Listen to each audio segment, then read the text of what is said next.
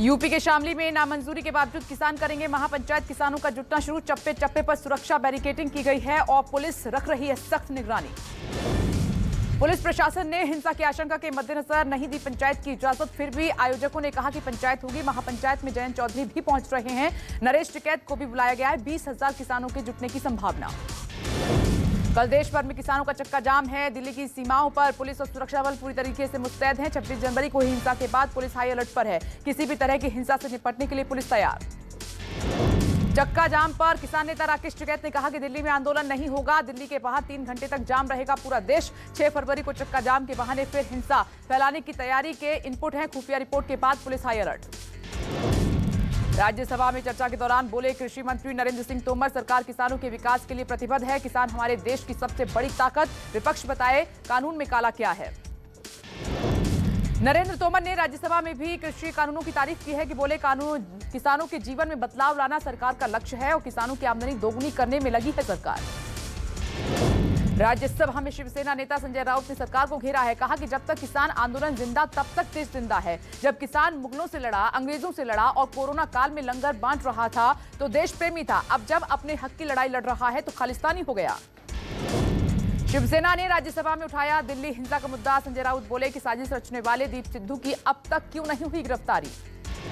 पंजाब से कांग्रेस सांसद प्रताप सिंह भाजपा किसान आंदोलन पर बोले कि कोरोना काल में चोर दरवाजे से कृषि कानूनों को लाने की क्या आवश्यकता थी। किसानों को खालिस्तानी कहे जाने पर भड़के भाजपा। कहा कि हमें राष्ट्रीयता ना सिखाएं। हमारे पंजाब में हर महीने एक बच्चा तिरंगे में लिपटकर गांव पहुंचता है।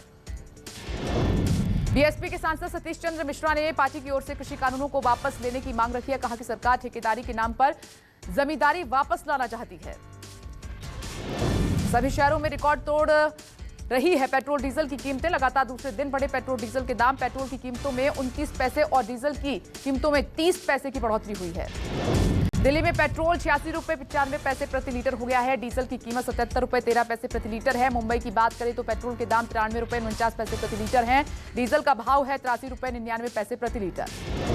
पेट्रोल, डीजल और गैस की बढ़ती कीमतों को लेकर शिवसेना ने मोदी सरकार को कटघरे में खड़ा कर दिया है। सामना में लिखा कि ईंधन गैस दर वृद्धि, जनता की जेब से पैसे क्यों छीन रही है सरकार।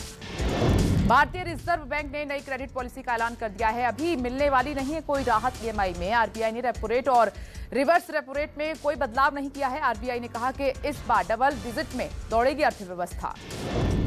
बजट के बाद से शेयर बाजार में भारी उछाल देखने को मिल रहा है। सेंसेक्स पहली बार 51,000 के पार है और निफ्टी ने भी रचा है इतिहास। निफ्टी 150 अंकों के उछाल के साथ 15,000 अंकों के आसपास।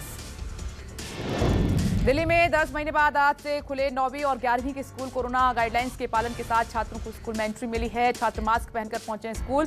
सोशल डिस्टेंसिंग का भी पालन किया जा रहा है।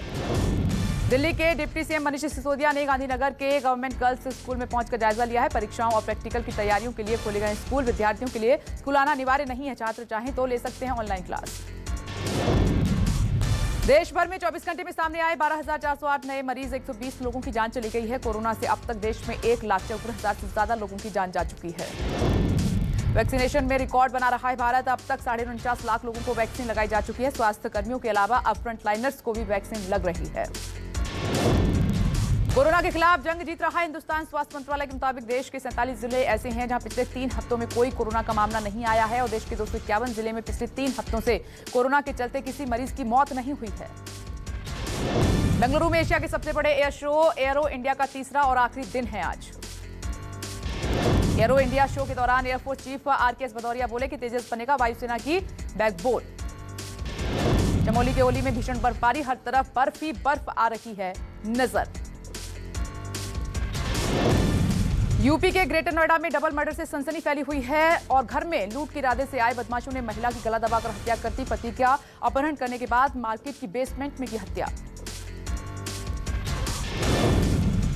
और उधर यूपी के गोंडा में एक दिल दहला देने वाली वारदात सामने आई है। पति ने अपनी नवविवाहिता पत्नी की हत्या कर शव को गन्ने के खेत में दफन कर दिया और 11 दिसंबर को हुई थी दोनों की शादी। आरोपी पति फरार है और उसकी लगातार तलाश की जा रही थी। अब जाकर गिरफ्तारी हुई है।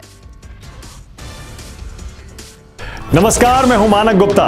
अगर आपको हमारा ये वीडियो पसंद आया हो तो इसे लाइक और शेयर जरूर करें और हां, हमें सब्सक्राइब और फॉलो करना ना भूलें ताकि आप देश और दुनिया की कोई खबर मिस ना करें।